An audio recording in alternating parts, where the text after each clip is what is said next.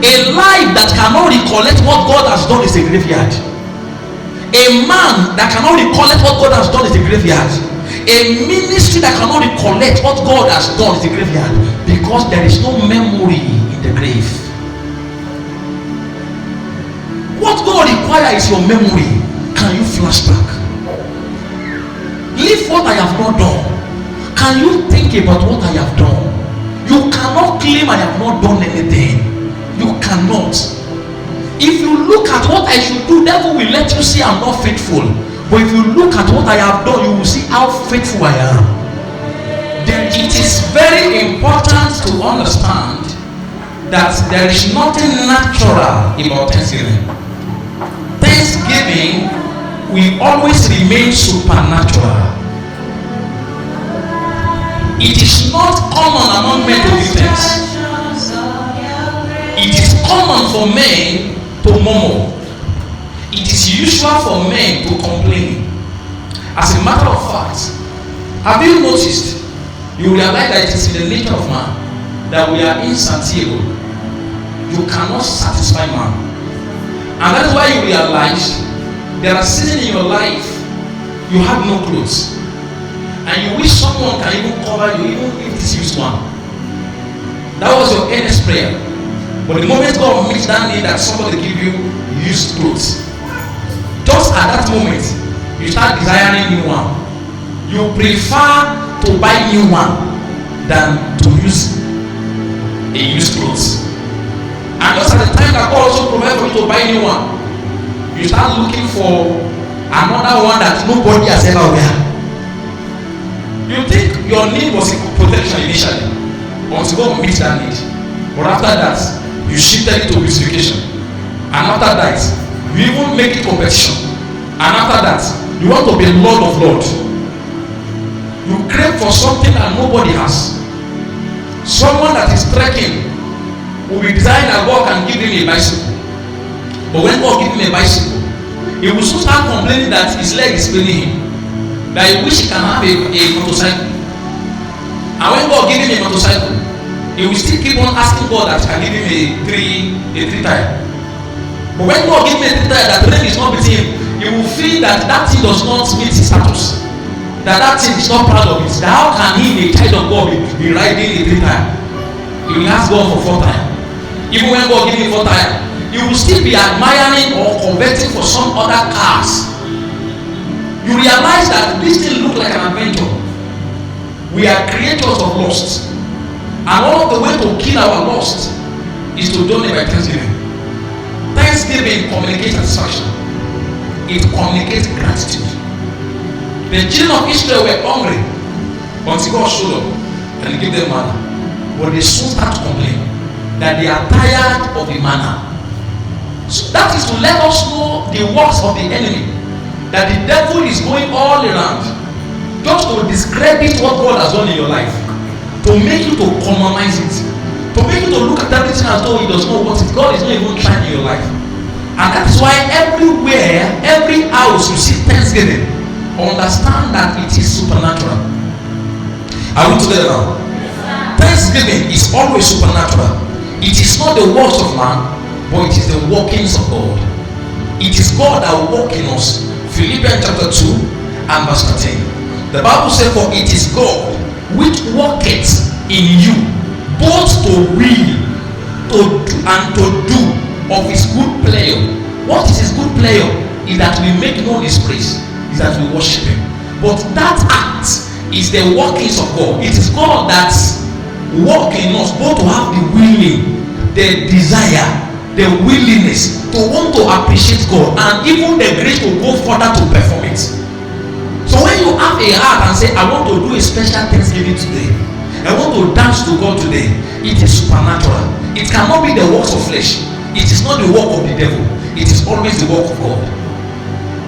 Having a desire to thank God is one thing. Going further to perform that desire is another thing. Number 2, Thanksgiving is simply remembering what God has done. Meanwhile, prayer is capitalizing on what God should do. So we realize a gap between prayer and Thanksgiving. That prayer is always asking for more. Prayer is always saying more and more. Give me more, give me more. But thanksgiving is always saying thank you for yesterday. Prayer is capitalizing on today and the future. Even what is not certain yet, prayer is even asking for it. You are not yet in your future. You are worried in prayer. Have you realized sometimes you wake up in the morning and then you are just eating breakfast, you are even complaining about afternoon and tomorrow? That is the nature of man. Rather than thanking God for at least thank you for the bread and tea this morning, the man is, why the bread and tea in his mouth, there is bitterness in his heart again. As he's eating, he remembers that, what will I eat in the evening now? I decide. But God has met his current need. So we see a gap between thanksgiving and prayer. Prayer is always asking for more, capitalizing on what you need, capitalizing on what God should do. When you walk by prayer, sometimes the devil can cheat you, because he will always be identifying things that God has not done, that God should do. When you come to God's house, you are always worried, God should do this one, God should do that one, God should do that one. So you done it by prayer, you done it by prayer. But certain men done it by thanksgiving. How that it does not mean that they do not have need presently, but they only capitalize on what God has done. Are we together now? Are we together now? Psalm chapter 6 verse 5. For in death there is no remembrance of thee. In the grave, who shall give thee thanks? So we see that ever before we can give him thanks, there has to be remembrance. One of the reasons why we are not good at thanksgiving is that we are not good at remembering. You easily forget.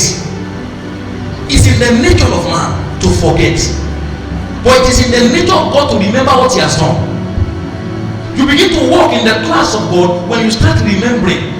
God wants you to lay at that. It's true you have plenty needs, but God wants you to remember what he has met. Forget about what God has not done. Can you capitalize? Can you verbalize? Can you publish what God has done? Thanksgiving service is a day that you decide not to pray, you decide not to look at what God should do, but you want to flash back and itemize out and say, I remember a day that every door was closed. It was few hours to my shame, but God showed up. I remember a day I thought I had nothing to eat. I remember a day I don't know how to go to write that exam, but God showed up. You itemize those things out, you start thinking about them, you start remembering them, and as you are remembering them, it is bringing out the colors of God, it's bringing the beauty of God. You are seeing the marvelousness of God. Hallowed be your name. Don't disturb yourself. Hallowed be. There were days that things were hard. Enemy lied. He said the devil has forgotten you. We cry, our Father, hallowed be your name. Hallowed be your name. Hallowed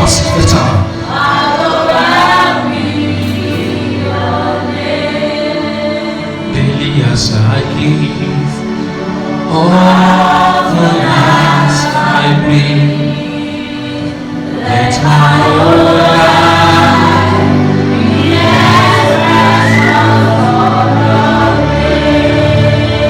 So we realize there is no remembrance in the grave. The dead cannot remember anything. You can be alive, but you have made yourself a dead man. How? You cannot remember. When you lose a sense of what God has done, you are nothing but a dead man. A life that cannot recollect what God has done is a graveyard. A man that cannot recollect what God has done is a graveyard. A ministry that cannot recollect what God has done is a graveyard, because there is no memory in the grave. What God requires is your memory. Can you flash back? Leave what I have not done. Can you think about what I have done? You cannot claim I have not done anything. You cannot. If you look at what I should do, devil will let you see I'm not faithful. But if you look at what I have done, you will see how faithful I am. There is no remembrance in the grave. Without remembrance, we cannot thank God. On what?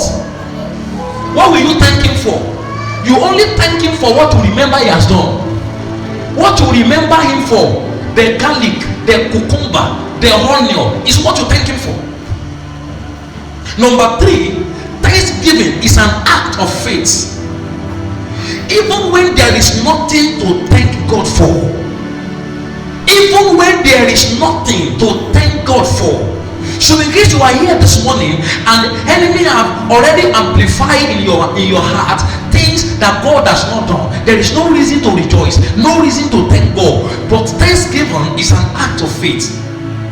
This dimension is not a dimension of what God has done, but you are thanking God by faith, knowing that God will do it. That was the faith of Abraham. My father, here is the fire, here is the knife, where is the sticks, but where is the burnt offering? Abraham said, God shall provide. Those are men of faith. You had a pressing need. Instead of you crying in prayer, say, Father, thank you because you have provided. Father, thank you because you have done it. Father, thank you. When was the last time you were praying and all the prayer points was prayer of thanksgiving? Thanksgiving reveals the depth of your walk and knowledge with God. It is simple to know where you are spiritually. I will only allow you to pray for 5 minutes, and from your words in prayer we can tell where you are.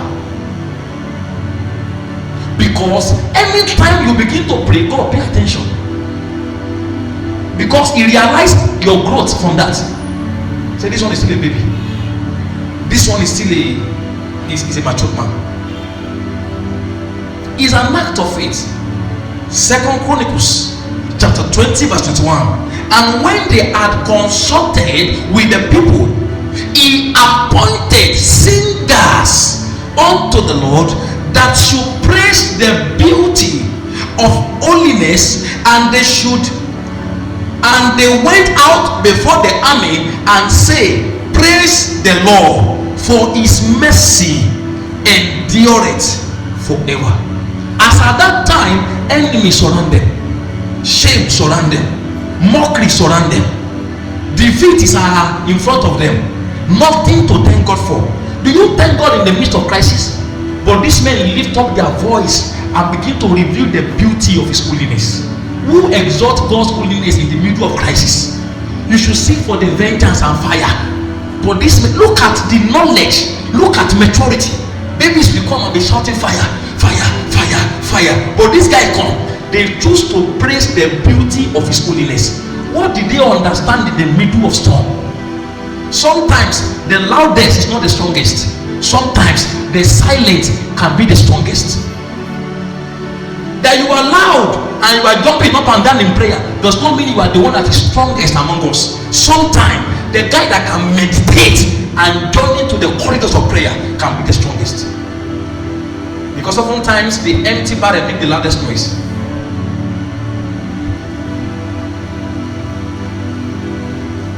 It's an act of faith. He has not done it, but I know he will do it. I know he will do it. Thank you. I know he will do it. Thank you. I know he will do it. Thank you. You are thanking him ahead. And you cannot thank God ahead of what he has not done and he will not do it. It will mean God will be owing you. Because you only thank someone after they have done something. But when you now choose to thank God when he has not done it, God does not have alternative than just to do it. You have entered into the future by faith.